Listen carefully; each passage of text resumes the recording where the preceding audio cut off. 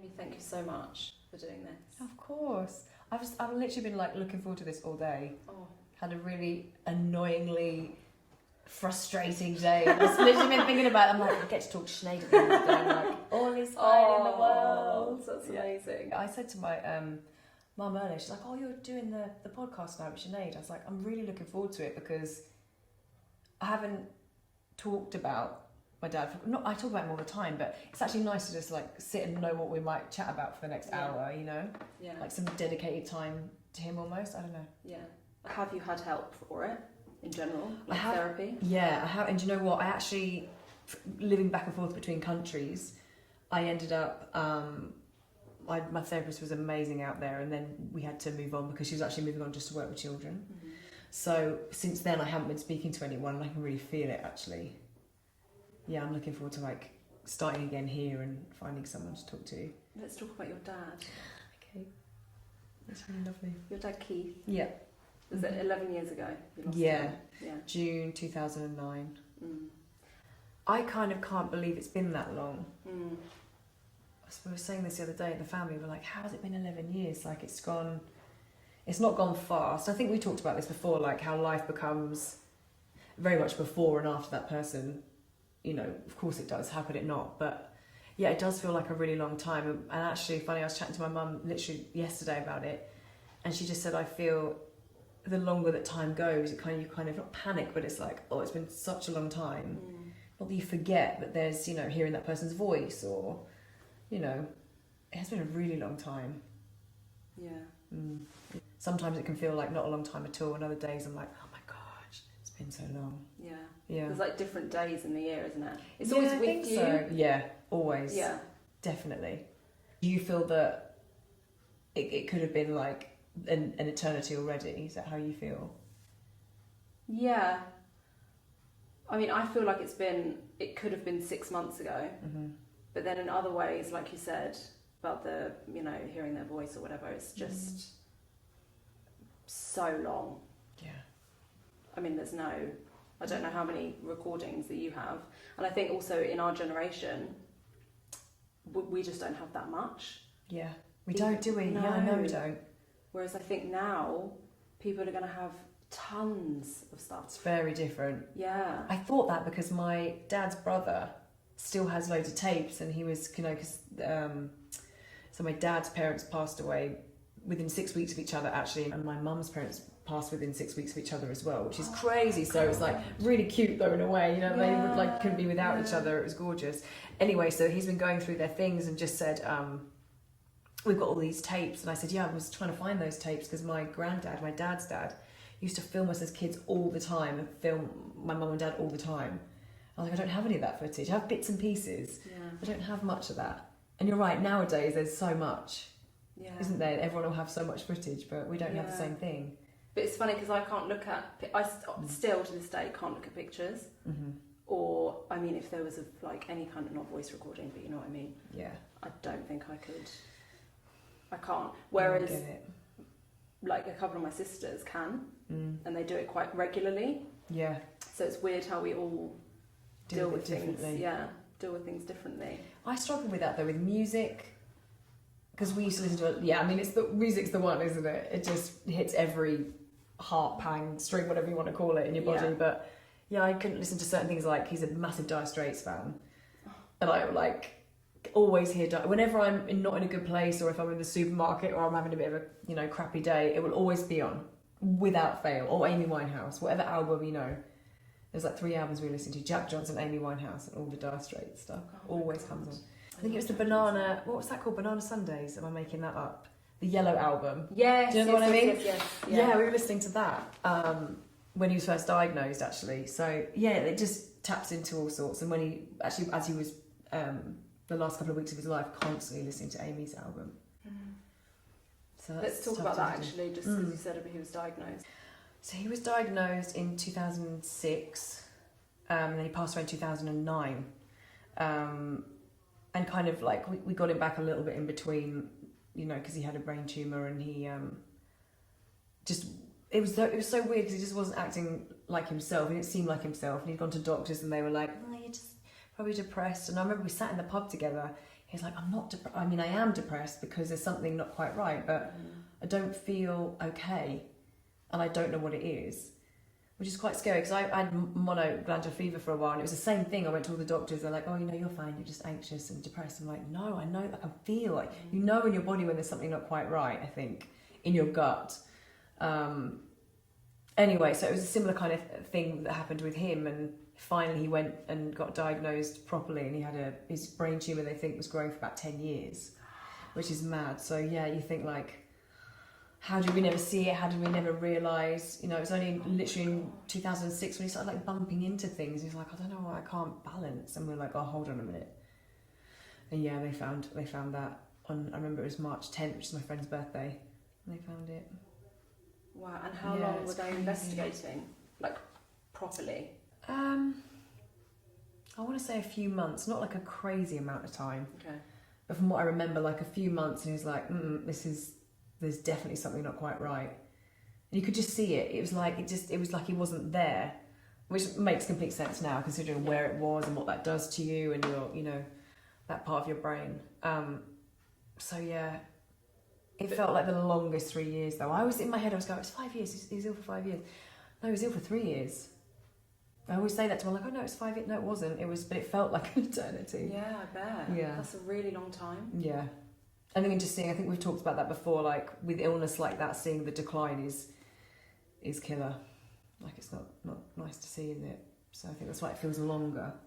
That I can't relate to that because it was 10 weeks for us, and I just can't imagine for 3 years watching. It's just awful, really awful. Yeah. Was he doubting himself? So like in the beginning when he wasn't diagnosed and they were trying to figure it out, when you said that he was feeling depressed, did he question himself? I think he did a little bit, because he just thought, okay, well look, maybe, I don't know, I mean, I think he'd been made redundant quite a long time before that, so I suppose you do start to go, well, maybe it's because of this and maybe it's because of that, but you could see it physically though. Do you know what I mean? Like, to be bumping into things the way that he was, like he was, and I think that's scary, because there's something off in something, neurologically, when that happens to you. Yeah. So I think he did for a minute, and then he was like, I need to go and like get a second opinion or a third opinion or whatever. We saw a few people. And what stage was that at, if you don't mind me asking? To start with, it was stage 3. So he was like, I remember he called me, he's like, well, it's not the worst news, it's not the best news, it's not the worst news. I was like, oh gosh.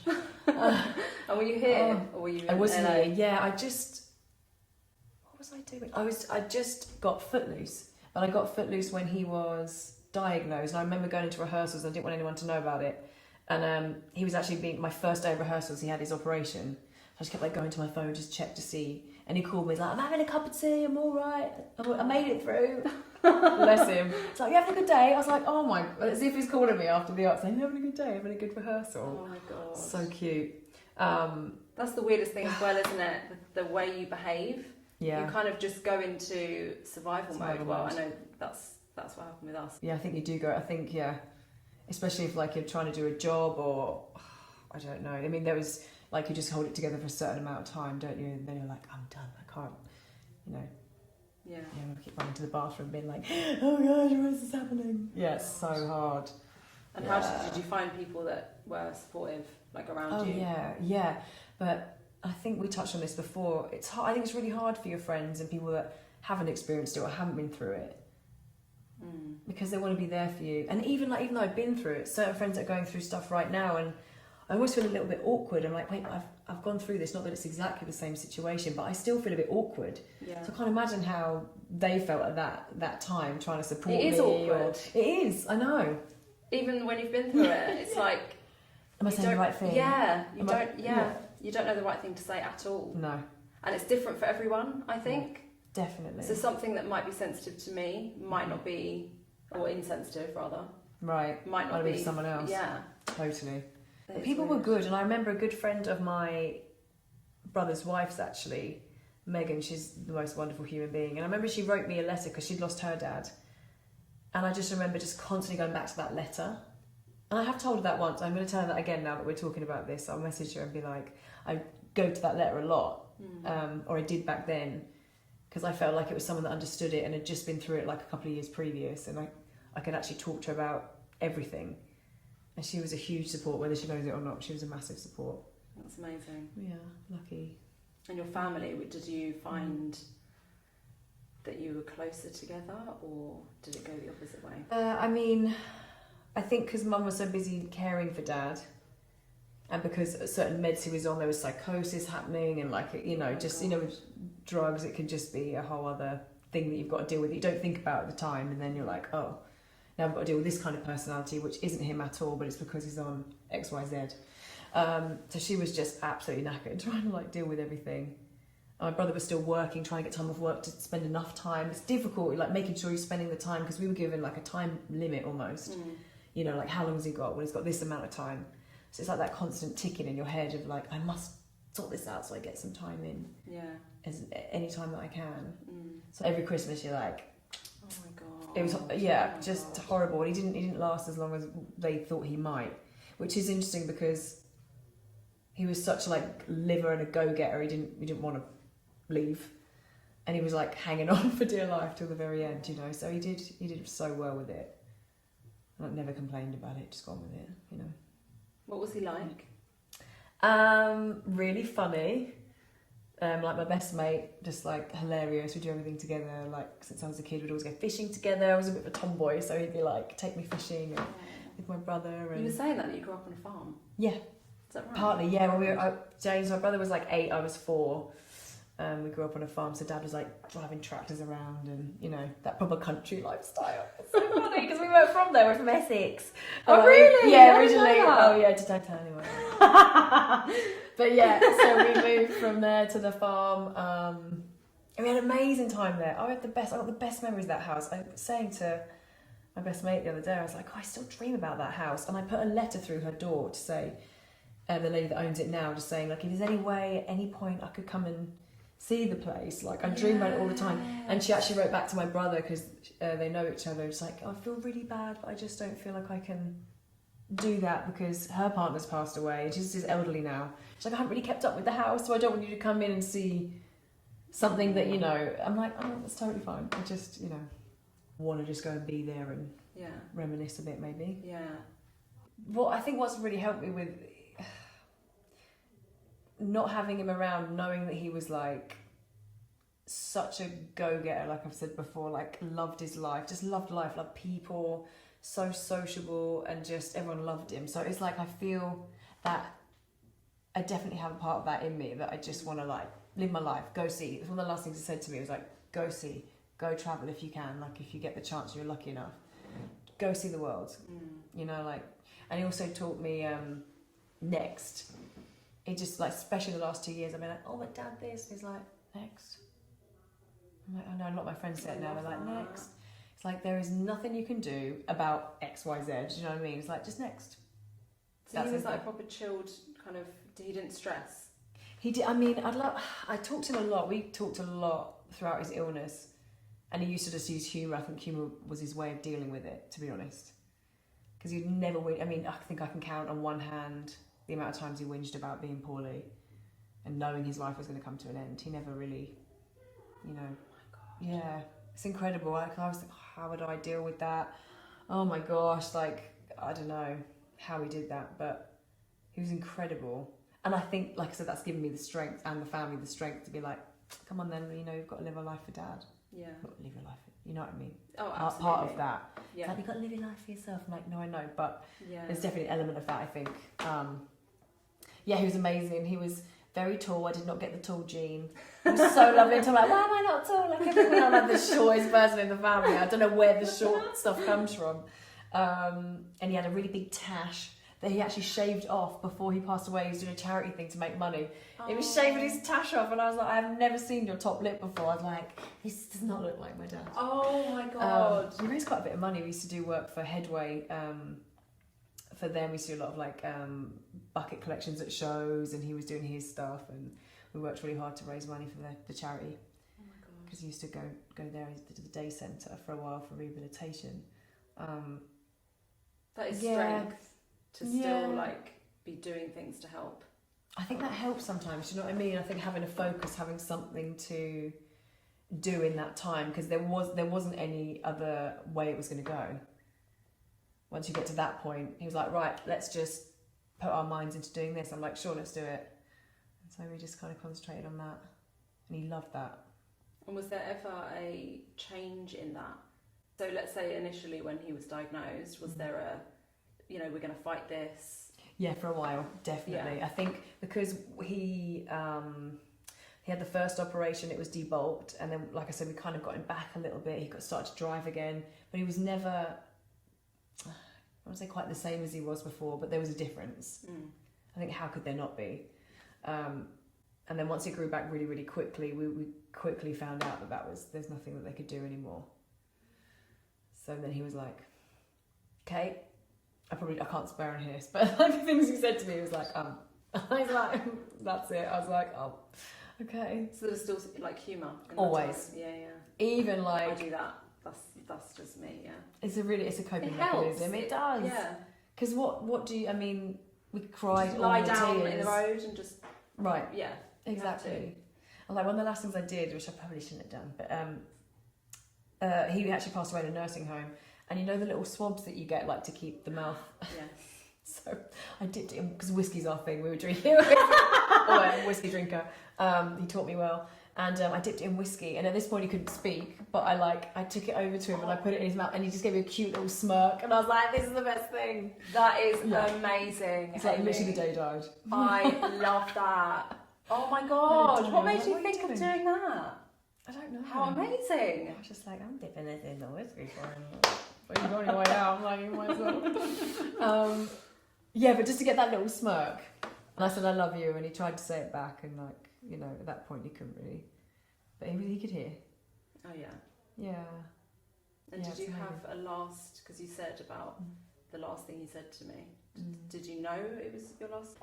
Yeah, I mean, I'd been up here, I was spending most of the time there at the nursing home, and on the day past we were all visiting, because we knew it was close. We all actually managed to be there with him, which is, I think, very rare for people. So that was really quite nice and special.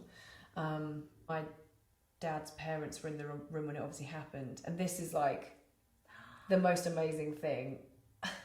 So my brother's wife is a nurse, and we were very close to him passing, and he was definitely like, it seemed like he was waiting for something. So Lisa, my sister-in-law, who's a nurse, was like, he's holding on for something. We weren't quite sure what it was, and the only person that hadn't quite been able to come and say goodbye to him properly was his dad.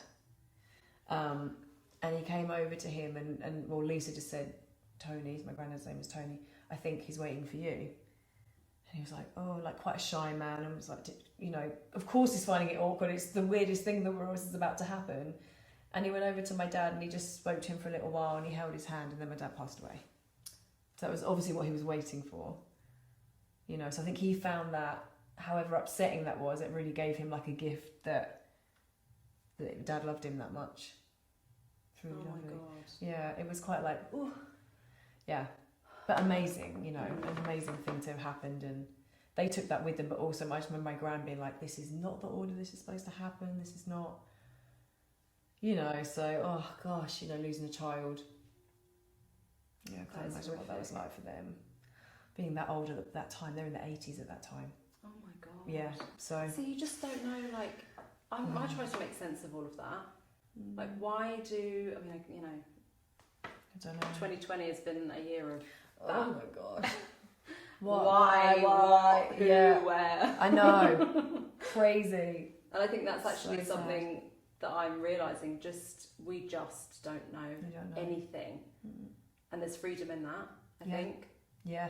Do you know what I mean? I think that definitely sets you free a little bit, but also I think it can, because I think we've spoken about it briefly, but just starting to go, oh God, people die. Oh my God, that happens. Like, yes. You know, and then you start worrying about the rest of your family. Of course you do. And, you know, all that kicks in. Yeah, who's next? Or maybe I'll go before other people, you know, and like, my boyfriend's really good at going, just try to live in the moment. Like, once you've experienced a close loved one dying, I think that's inevitable that there's a patch where you're like, oh my God. Absolutely. Scary. Yeah. And you sort of wonder, I'm surprised I've survived, first of all. Yeah. Oh yeah, don't. I know. But it's funny, isn't it, how like life evolves and moves on, and other people come into your life for a certain reason, and you get through. Yeah. Not the same for everybody, I don't think, but no.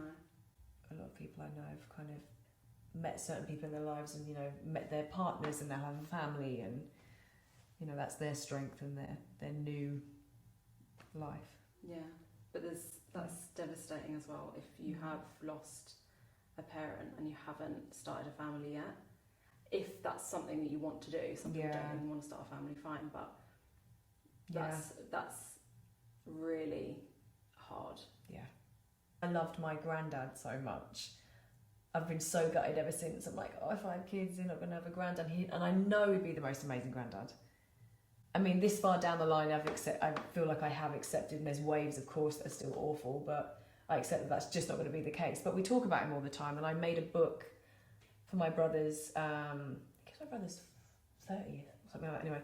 And all explaining everything about the family. The kids love like looking through it, and like it's all about dad, and they talk about him, they talk about like granddad, which I don't know, I'm like, is that a thing? I don't know, but I think it is. It's really cute. Yeah. And like Lily, my niece, thinks she's seen him before and had a chat with him, because she came up with some stuff when she was really young about, I spoke to granddad. We're like, oh. And she said, you live at number 4. You lived at number 4, which we did, but in the countryside. And I was like, at this point she couldn't read. I was like, where's she got? She must have heard it. She's heard it somewhere. I definitely believe it. I know. And my brother said, so where was that? She went, in the countryside, on the farm. We were like, oh, God. I mean, she could have picked it up, but we like to think that maybe, it could be that she has met him and had a chat. I don't know how I feel about all that stuff, but... Do you believe it, or have you had an experience with any things like that? I've had because we used to talk about it a lot, and I said to him, I was very lucky to get, I consider it lucky that I had quite a long patch of time where I would ask him questions and we'd talk. I was like, what do you think? What do you think's next? He's like, I don't know. It's like, I feel like there might be planes of time. I don't know. And I'd be like, well, when you get there, can you let me know? Kind of thing. It's like with a cigarette going, yep, all right. Well, if I can, I'll let you know. So we used to laugh about that. But no, I haven't. I mean, I have moments when I really feel him. And there was one time I was in LA and I was driving down Ventura Boulevard and the sun was going down. And I had this overwhelming image of him. I'll never forget this. It was so strong. I burst into tears, but like happy tears almost. But I don't know. I don't think I'm very connected with that stuff. I have a lot of friends who are very connected with spirits and whatever you want to call that kind of stuff. But I'm just not remotely in tune with any of that stuff. But there are moments when I feel him very much near me, like you at the ocean. You said you feel like you can really feel Mum. If I'm out in nature, like when we went camping in Cornwall the other week, I was like, just sat outside looking at the stars thinking of him, and it was really nice because I felt more like close to him. Yeah. That's amazing. Yeah, I kind of wish I did have that gift. I'm like, I'd love a chat. It's just like, but I don't have that gift. Never mind. Your niece clearly does. I think she might. She talks to Lily. Yeah. Although apparently it happens a lot with children. Yeah, I heard that. Yeah. Yeah, I've heard that, but yeah. Who knows? What would you say is like the main thing that you were really drawn to, or that you needed to do? Whether it was like eating for me. Right, I see what you mean. Drinking. Don't do that. Yeah, that was. Yeah, anything to numb, right? It's something you've really got to be careful with, and yeah, and antidepressants and all those things, Yeah, just to kind of get through, it's got to be incredibly careful. But yeah, I definitely. I went down a bit of a. I didn't read. I would get online and like read people's stories and go on grief groups, which I suppose wasn't the worst thing I could have done. I definitely did that for a really long time, and then I got obsessed with looking at things like world disasters and the Trade Center, and I don't know what that was about. If it was just about crazy things happen in the world and people pass away, and I can't even put it into words. But it was a patch of time I was obsessed, which I will talk to my therapist about when I get back. I just thought, I never talked about that before. I've been in therapy for a long time. I can't believe I didn't talk about that. I'm like, what was that patch? Yeah, there definitely must be something in that. Yeah. I'm not a therapist, obviously, but... If it was more like other people grieve, it's okay. People go through bad things. Like, I'm going to be all right. I don't even know. I don't even know what that was. But that was my thing. I would go to that. I wouldn't read, but I'd read online and I'd watch. But I was saying to you, like, I don't feel like there was anything like what you're doing, which is why I think it's so amazing that you're doing it, is that I don't remember ever having anything like this to listen to. And maybe there was and I just didn't know where it was and couldn't find it, but I think it's amazing that you're doing it. I think it's really brave. And I think you can really help a lot of people. It's amazing. I hope so. Yeah.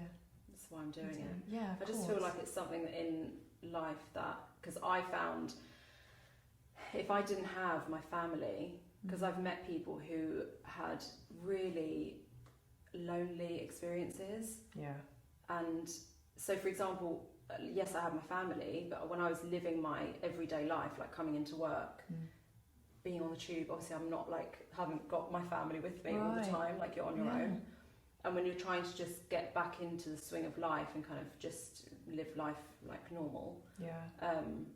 So hard. I don't know, I went through a stage of not wanting to tell anyone anything. Yeah. But then being paranoid that I was maybe, you know, if I was feeling horrific that day or like really struggling to get through the day, I would look weird. And then I went through a phase of just telling everyone, like any opportunity. I know that feeling as well. There's different phases of what your grief's doing. It's a freaking roller coaster. We know but that. But the first time it came out of my mouth was just so hard to say the words, because again, you're not fully, I guess, ready to accept it. It's the denial phase, isn't it? Yeah. You know, these 7 stages couldn't be more true. Yeah. Yeah, it's rough. I remember the next day, because Dad died at like 5 to 9 in the evening, and it was like packing all of his things up, and it was like, and off he went like freaking 6 feet under, like, wow, okay, so that happened, and then then you just gotta go, what now? Oh, now we organise a funeral. Okay, let's do that part of it. But you know, we'd been prepped for this for a long time. And it doesn't make the moment any easier, I guess. We're just sitting with the carers, and they were just like, "So sorry." I was like, "Yeah." And we stayed that night. But the next day, I had to go to Tesco's to get. I can't remember what I was doing. I had to go in to get something, and you're walking around like a zombie, and everyone's just carrying on and like laughing in slow motion, and you know what I mean. Yeah. That is the weirdest thing, I think, when life is just carrying on. And you're like, everyone needs to stop for a minute. Yeah. It doesn't. Just want to say, excuse me. Yeah, my world's just been turned upside down, and you know, you're fighting over the oops section to get a chicken tikka masala. No, you get your chicken. Then you get your chicken tikka masala. You do that. But yeah. I know, it's so weird. Yeah, it's those trivial things you're like. But yeah. It's crazy what you go through in terms of, like, the everyday things it's like, is this reality? Yeah, so weird. It's such a weird, and again, it's something that out of body almost a little bit, isn't it? Experience. Because he died on the 10th of June, and then I think Father's Day is what, the 18th? Oh my God, is that right? It's the 18th. We're like, great, good timing, awesome, and it's my uncle's birthday as well, so he's like, okay. Yeah, that's so hard. I mean, you know, I guess any day that happens, but it's just 'cause it was so close to it. We were like, of course it was. Yeah. You know? Yeah, but it's really hard. I just want to ask, what terminology do you use? Because apparently you're supposed to say, I've experienced the death of my father or something, of my dad. Right, okay. I found that because when I went to bereavement counselling in LA, the first thing I was taught was that we have to say, they're dead. I was like, what? Oh. That's a no from me. No from me. Massive no from me. And it was like, you know, so I was like, you know, when my dad passed or when he died, when my dad died, like, it's funny how I don't think we're used to saying those things. And I also think, and I've talked about this a lot with friends who've lost, like, it's quite, or I think it was quite taboo for a while. Like, it just wasn't spoken about. Taboo might not be the right word, but when I was at school, a lot of people in my school died who were my age or the year above me, like all sorts of different reasons: suicide, car accidents. A boy in my class died of leukemia. One boy died of meningitis. There was a lot of death around us. Was there any help? No. Did we talk about it? Not really. I don't remember anything being offered back then And so I think, I was thinking, gosh, nothing was offered. That is crazy. Anyway, but the way it was worded in this bereavement session was that we had to say it in a certain way, which I found really hard. And did they explain why that was? Because I feel like surely it should be our choice. Yeah, okay, yeah. About acceptance, which is kind of rough. And it wasn't done in a rough way. It was just, okay, I've got to say it like that. And to this day, I don't like saying it. I can say my dad died, but there's something about the word dead. I'm like, no. He passed away, passed on. Like, let's use humour to get through this moment. Same thing again, Yeah. Yeah, it's weird. I mean, I get why lost. I always say lost. Yeah. Or passed away. Mm. I can't even say that word that you just said. It feels so harsh to me. It's a harsh sounding word, isn't it? It really is. Yeah. But I guess maybe, psychologically, in terms of what they know, I don't know. I mean, I'll be asking this when I'm getting my own therapy. I know, I totally get it. Why? Why do we need to do that? And I'm sure what I remember is a long time ago, but it was about accepting. They're not here now. I'm like, I know that. Oh, okay. But I'm not saying there's anything wrong with that. It was just my experience of how you word things. Yeah. Yeah, that was a lot. But and I think good in a way, because you go, that person is dead. And there was something in that I was like, okay, even though that's the case, I don't know. Yeah. It definitely did help. It helped in a weird way. I don't know if that's a bit rough to be talking about, but it's part of it, I think. But you wouldn't choose to. You still no. After even having it, I should say it now. I'm like, no. I have been told. And it helped for a minute, and I did it, and then I went, no, not doing it anymore. No. He passed away. It doesn't work for me. Doesn't work for me. No. Passed on to another plane of time. Oh my god. Yeah, it's mad. Yeah, I definitely thought to ask that, because for me that's definitely an issue, and I also don't like being told what to do. No. But if it feels right for me, I mean, to be fair, I 100% get that it could be a lack of acceptance if I can't look at pictures and things like that still. So I think that's very normal. You're not that far down the line with it. I can only go off my experience, but it's not a long time. Yeah. Where you're at right now. So I don't think I was looking at any pictures at all. I can look at them now and it's okay, which I never thought would happen. I'm like, I kind of want to look at the pictures now, but like I said, the music thing's still a bit of a, ooh, but I like it. And I kind of made myself start listening to the music more. Yeah. Because you get to that point, I'm like, he'd be going, what are you doing? Listen to this amazing song, what are you doing? Like, don't deprive yourself of listening to the music that we loved. Yeah. And I'm like, I don't want you to take it that I don't want to think about you. It's because it's so painful. Yeah. But it changes and it evolves and it, I mean, does it become easier? I think it becomes the norm in your life. So in a way it becomes easier to cope with because it becomes the norm and it keeps becoming more normal. Yeah. More normal life without them. Yeah. That's sort of interesting to hear actually, because I remember my friend telling me it had only been like a couple of months or something. And she was like, please just trust me that it will get better. And obviously now for me, 4 years down the line, I know that that's the case. Yeah. But when you're in it, even someone said, I remember obviously trusting her and thinking that she must be right because she's been through it. Yeah. But how? Yeah, how does that happen? Is this pain going to get any easier? Yeah. But it does. Weirdly. It does weirdly. And I think it's one of the hardest things when someone's so early on in their grief to say those things. Yeah. But like I said about my friend Megan, knowing that from her, I accepted that from her, like your friend who's been through it. Mm-hmm. And like I say, it's really difficult with friends around you saying, no, it'll get better. And it's like, well, you don't want to say anything mean. But if they haven't been through it, they haven't been through it. Oh. So it really helps when someone you know is like, listen, I know you and I've been through this and I promise you that it does change and get better. Yeah. You definitely connect more with people that have, because even though we've both been through it, I still don't know exactly what you've been through. Right, same, yeah. Do you know what I mean? Yeah.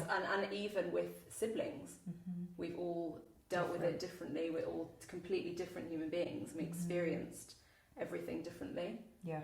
But what I would say is,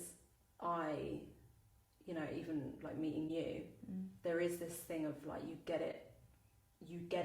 Yeah. Because totally. You either get it or you don't. Right. Exactly. And I think when we get to our age, that it happens more and more. Like I was 25 when my dad passed away, but I remember feeling like privileged because I've got friends who'd lost their dads when they were 10 or 9 or, and I go, well, I've been lucky to have him for that long. Yes, it sucks. Yes, it's awful. But if I try and pull positives, like I'm really lucky to have had him for that long. I think I'll ask you these questions. Okay. That's okay. Do I get points? Do I win anything? Are there prizes? Not today, Amy. Not today, Not love. today. Not today. Maybe another time. Maybe on a different topic. How has grief changed you? Whoa. I think for the most part, it's definitely made me more, I say patient, but like trivial things, like when these trivial things that may have been difficult before just don't even touch the sides anymore. I think that's a big one for a lot of people. That is a huge change. Like I used to be I've always been quite anxious, doing a lot of work on that kind of stuff, but it gave me a different kind of anxiety. Like I'm anxious about these little things that I didn't even need to stress about. I was such a stress head growing up. That all just kind of went out the window. But then there was a different anxiety about all sorts of other things. Yeah. But that stuff shifted, I think, for sure. And to this day, I'm like, nothing's that bad. Like, oh my gosh, that's good to hear. Yeah, like, come on. Bigger things in life. Next. Yeah. I'm scared that that's going to run out. Because it has faded slightly. Yeah. I find myself getting back into that stupid, thought process of... Not stupid, but I know what you mean. It's just... Getting... Yeah. Whereas the first 2 years or 3 years, yeah, I was like... Doesn't matter. Like, nothing. Yeah. So that's good to hear. Definitely. Because he wrote us... he couldn't write these at the time, actually. He got my aunt to write us P.S. I love you cards. Of course he did. So on the day of the funeral, we were given them afterwards by our aunt.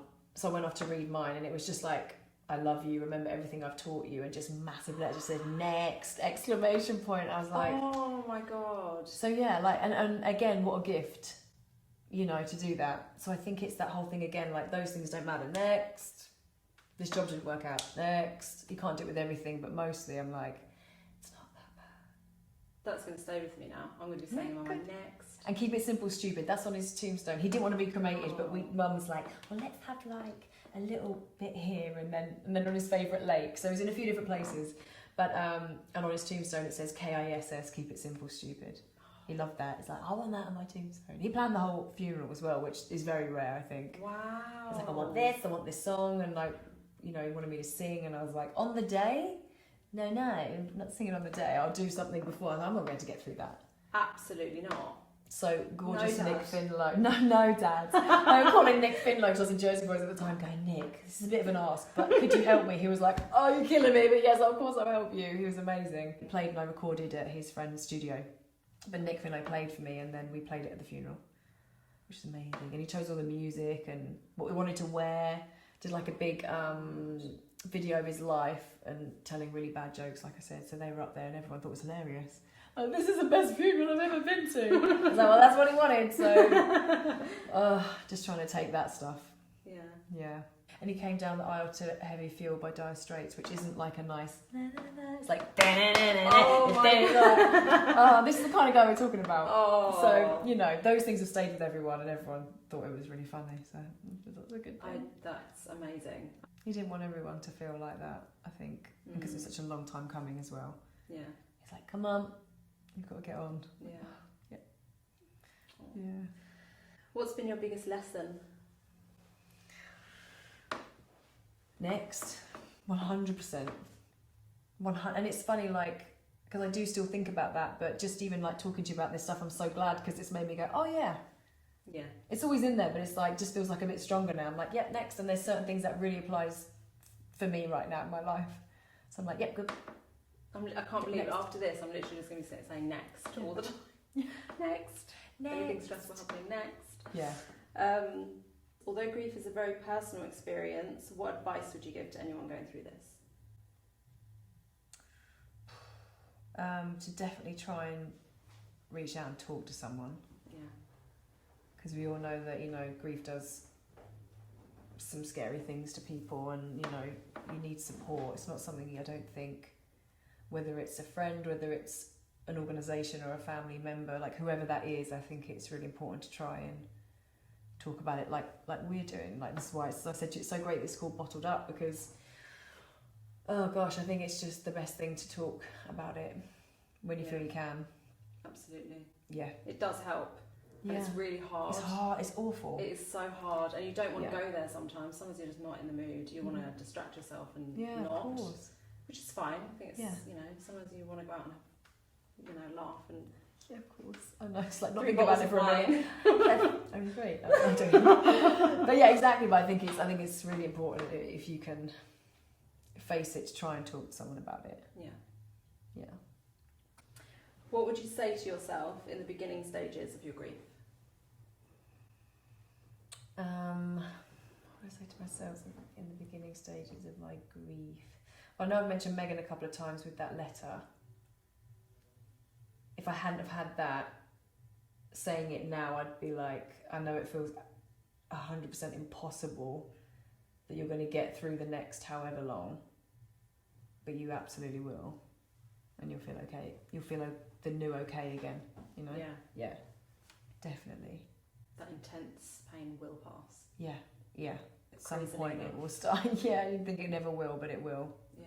It subsides and it changes, and it's going to be in and out of your life forever. It's not something, you know. I think a friend of mine lost her dad last year really suddenly,